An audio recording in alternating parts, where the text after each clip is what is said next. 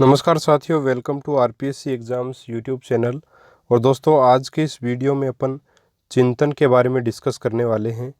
यह रीट की साइकोलॉजी के यूनिट नंबर 2 का टॉपिक है और ये अपना तीसरा टॉपिक है। इससे पहले अपने अधिगम और अभिप्रेरणा दोनों टॉपिक को कंप्लीट कर लिया है। अभिप्रेरणा को 3 वीडियो में कंप्लीट किया और अधिगम को 14 वीडियो में कंप्लीट किया। इस प्रकार से अभी तक यूनिट नंबर 2 के 17 वीडियो अपलोड किए जा चुके हैं। ये अपना 18वां वीडियो जिसमें अपन चिंतन के बारे में बात करेंगे और चिंतन को लगभग इसी वीडियो में मैं साथियों आपको कंप्लीट करवा दूंगा। तो शुरू से लेकर लास्ट तक वीडियो को ज़रूर देखिएगा, क्योंकि एग्ज़ाम में आपको एक प्रश्न इस टॉपिक से देखने को मिल जाता है। ठीक है साथियों, शुरू कर लेते हैं आज का अपना वीडियो बिना किसी देरी के। सबसे पहले मैं बात करूं चिंतन की कि चिंतन होता क्या है।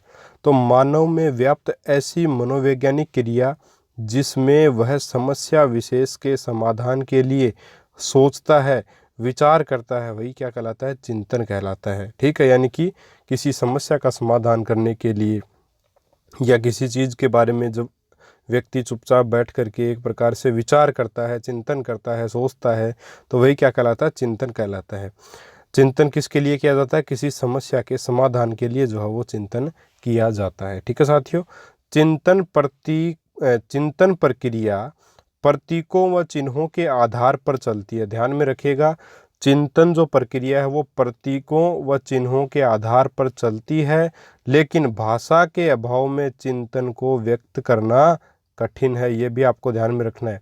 जो चिंतन प्रक्रिया है वो आपकी प्रतीकों व चिन्हों के आधार पर चलती है, लेकिन भाषा के अभाव में, भाषा के बिना जो है वो चिंतन को व्यक्त करना जो है वो कठिन होता है। इतनी बातें उम्मीद करता हूँ समझ गए होंगे आप। नेक्स्ट है, भाषा के अभाव में चिंतन नहीं होता। बिल्कुल सही बात है भाई। अपन दिमाग में कुछ भी सोचेंगे, दिमाग में अपन कुछ भी सोचेंगे, चिंतन करेंगे, तो अपने अंदर आवाज़ चलती रहती है जो किसी बाहर सुनाई नहीं देती। ना अपन होठ हिलाते हैं, लेकिन फिर भी अंदर ही अंदर अपन बोलते रहते हैं कि ये कर लेंगे, अपन ये कर लेंगे, ऐसे कर लेंगे, वैसे कर लेंगे, ये हो जाएगा, वो हो जाएगा। तो सारी चीज़ें जो चलती रहती हैं, तो भाषा तो चिंतन में होगी ही होगी। ठीक है, चिंतन व कल्पना दोनों ही ज्ञानात्मक व रचनात्मक मानसिक प्रक्रिया है। जो चिंतन है वो ज्ञानात्मक व रचनात्मक मानसिक क्रिया है। ठीक है, ये ध्यान में रखना आपको। फिर अब परिभाषाएं चिंतन की, तो गेरेट के अनुसार चिंतन एक प्रकार का अदृश्य व्यवहार है जिसमें सामान्य रूप से प्रतीकों का प्रयोग होता है। अब चिंतन को अदृश्य व्यवहार किसने कहा है? गेरेट ने। कैसे याद रखेंगे दोस्तों? गेरेट में रेट है। रेट का मतलब क्या होता है? चूहा। और चूहा दोस्तों अपने को दिखाई देता है क्या? घर में बहुत ही कम दिखाई देता है, अदृश्य हो जाता है बहुत ही जल्दी। एक बार देखेगा और बहुत जल्दी अदृश्य हो जाता है, तेजी से अपने बिल में घुस जाएगा, इधर उधर चला जाएगा, तो तेजी से अदृश्य हो जाएगा।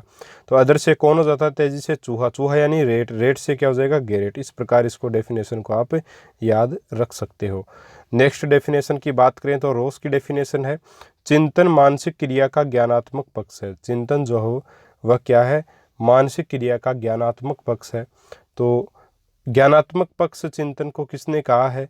रोस ने कहा है। दोस्तों रोस का अपन रोस से रीस बता सकते हैं, और रीस का अर्थ होता है गुस्सा। जब व्यक्ति को रीस आती है तो उसकी मानसिक क्रिया क्या हो जाती है?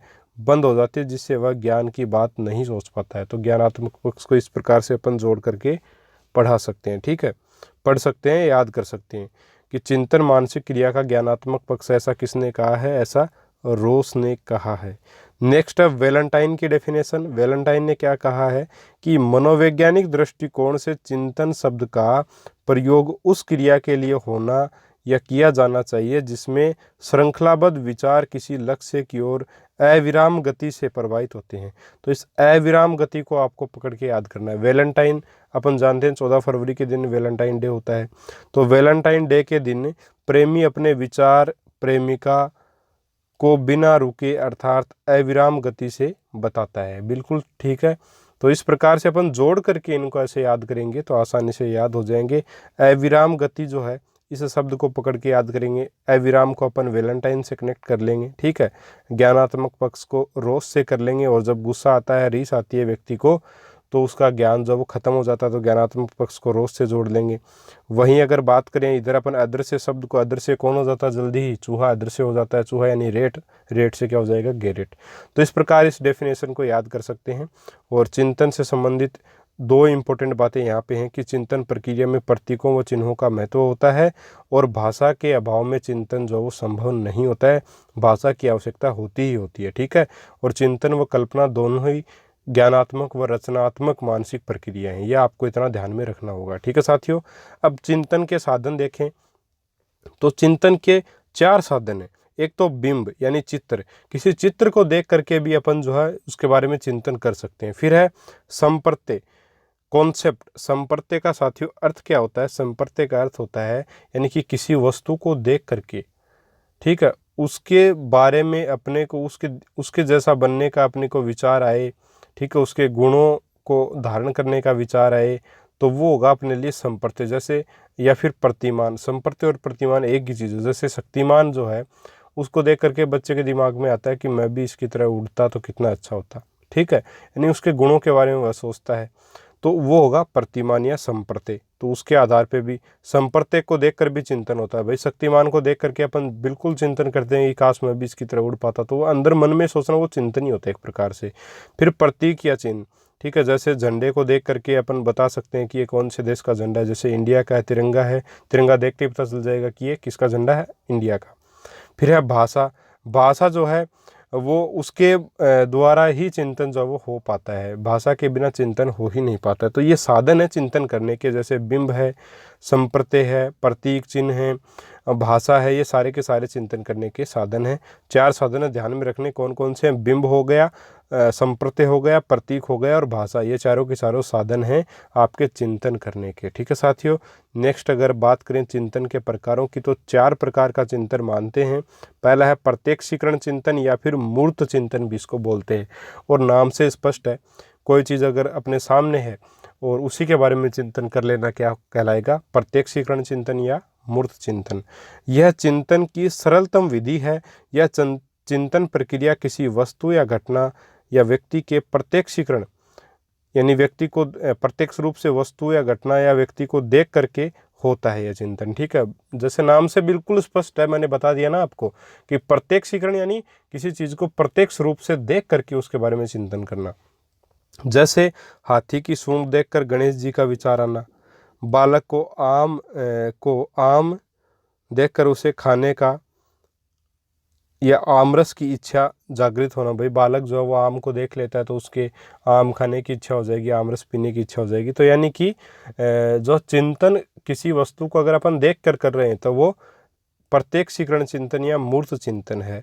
अमूर्त चिंतन यानी कि वस्तु अपने सामने नहीं है बट उसको दिमाग में ला करके अपन जो है वो चिंतन कर रहे हैं, तो वो अमूर्त चिंतन होगा। जैसे यह मूर्त चिंतन से श्रेष्ठ चिंतन है। इसमें प्रतीक शब्द चिन्हों के आधार पे चिंतन को इस वर्ग में शामिल किया जाता है। भाई किसी प्रतीक को देख करके अपन चिंतन करने लगते हैं। जैसे लाल रंग का जो क्रॉस का निशान है, ये जो प्लस का निशान एक प्रकार से अपन मान सकते हैं, इसको देख करके प्राथमिक सहायता व रेड क्रॉस संस्था के बारे में अपने को जो विचार इसमें आता है। इस प्रकार का जो चिन्ह होता है प्लस का, उसको देखकर किसका विचार आता है? प्राथमिक सहायता का विचार आता है। और रेड क्रॉस संस्था के बारे में भी अपन विचार करते हैं, किसी हॉस्पिटल के बारे में या डॉक्टर के बारे में विचार आता है। तो ये क्या, किसी अमूर्त चीज़ को देख करके चिंतन जब हो, यानी कि सिर्फ चिन्ह को देख, प्रतीक को देख करके जो है वो चिंतन हो, तो वो अमूर्त चिंतन होगा। और ये मूर्त चिंतन से श्रेष्ठ चिंतन दोस्तों बताया गया है। ठीक है, नेक्स्ट आपका सृजनात्मक चिंतन। इस प्रकार के चिंतन का उद्देश्य क्या है? नवीनता का सृजन है। नवीनता का सृजन मतलब नई चीज़ों को खोजना जो है वो इस चिंतन के अंतर्गत आता है। जैसे घटनाओं व परिस्थितियों का विश्लेषण कर उसका हल करना। व्यक्ति प्राय समस्या उत्पन्न करके उसके संबंधित प्रमाणों को जुटाकर समस्याओं का हल सुझाते हैं। ये सारे क्या है? सृजनात्मक चिंतन के अंतर्गत ही आते हैं। एक प्रकार से ये भी अपन सोच सकते हैं कि किसी नई वस्तु का निर्माण करना भी क्या चिंतन, सृजनात्मक चिंतन के कारण ही हो पाता है। भाई अपन देखते हैं कि गाड़ियाँ जो हैं पहले किस मॉडल की आया करती थी, अब मॉडल चेंज होते जा रहे हैं। स्कॉर्पियो को कितने मॉडलों में देखिए, अभी नया मॉडल और आएगा। आपकी स्विफ्ट जो डिज़ायर आया करती थी उसका पहले मॉडल कुछ और था, 15 में चेंज हुआ, फिर 17 में चेंज हो गया। अभी बदलाव करते रहते हैं धीरे धीरे।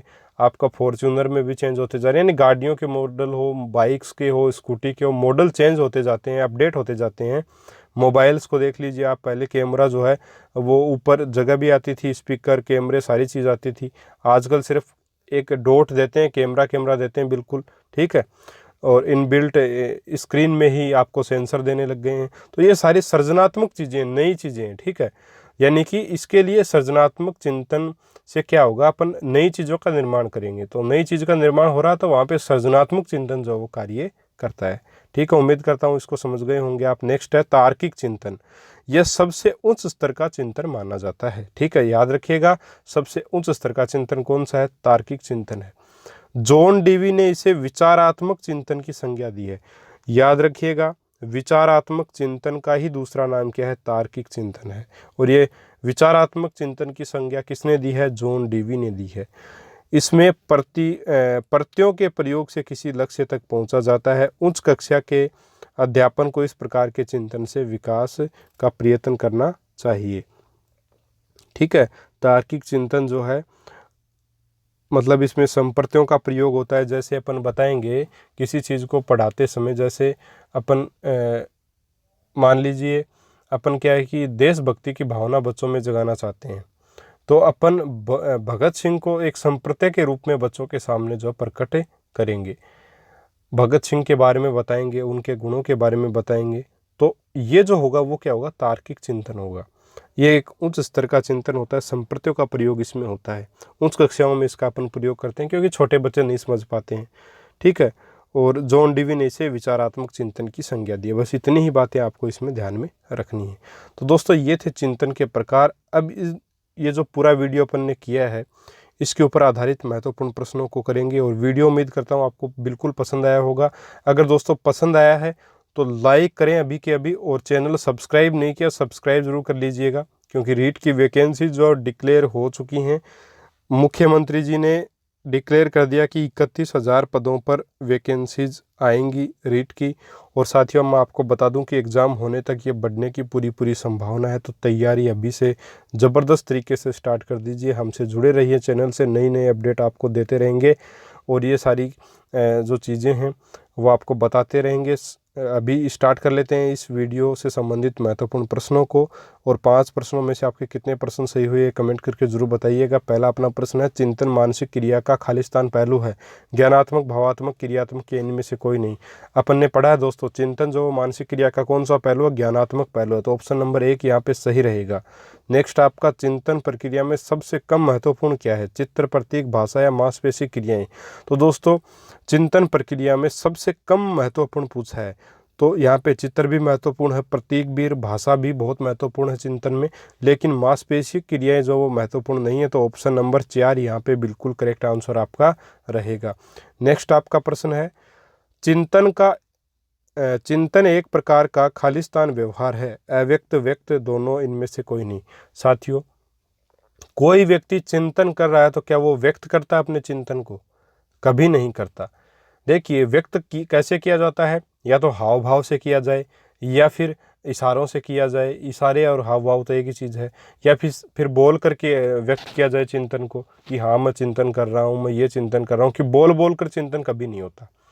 चिंतन जो है वो बिल्कुल चुपचाप बिना होठ हिलाए उस प्रकार से होता है, यानी अव्यक्त व्यवहार है। चिंतन क्या है? कि अव्यक्त व्यवहार है। तो ऑप्शन नंबर 1 यहाँ पे सही रहेगा।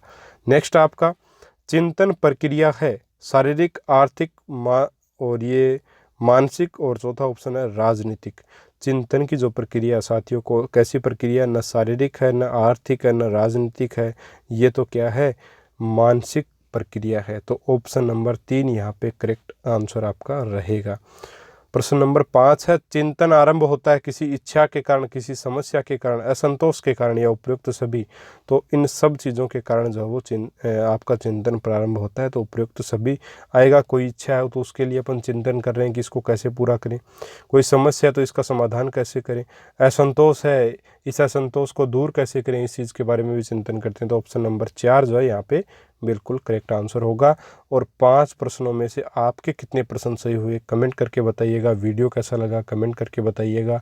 यूनिट नंबर 2 पूरी पढ़नी है, यूनिट नंबर 1 पूरी पढ़नी है। डिस्क्रिप्शन बॉक्स में जाइएगा, रीड साइकोलॉजी नाम से प्लेलिस्ट का लिंक आपको मिलेगा। उस लिंक पे जाइएगा, आपको हमारे साइकोलॉजी के सारे वीडियोस मिल जाएंगे क्रमबद्ध रूप से। इसके अलावा जो है आप हमारे टेलीग्राम ग्रुप को ज्वाइन करना चाहते हैं, ज्वाइन कर सकते हैं। जिसके पास नोटिफिकेशन नहीं आता है वो ज्वाइन करे, मैं वहाँ भी वीडियो को डाल देता हूँ। ठीक है साथियों, उम्मीद करता हूँ वीडियो पसंद आया होगा। पसंद आया है और चैनल पर नए हो सब्सक्राइब कर लीजिएगा, बेल आइकॉन को प्रेस करके ऑल नोटिफिकेशन पे क्लिक कीजिएगा, आपको हमारे वीडियो के सारे नोटिफिकेशन मिल जाएंगे। मिलेंगे साथियों एक और वीडियो में एक और नए टॉपिक के साथ। तब तक के लिए जय हिंद, जय भारत।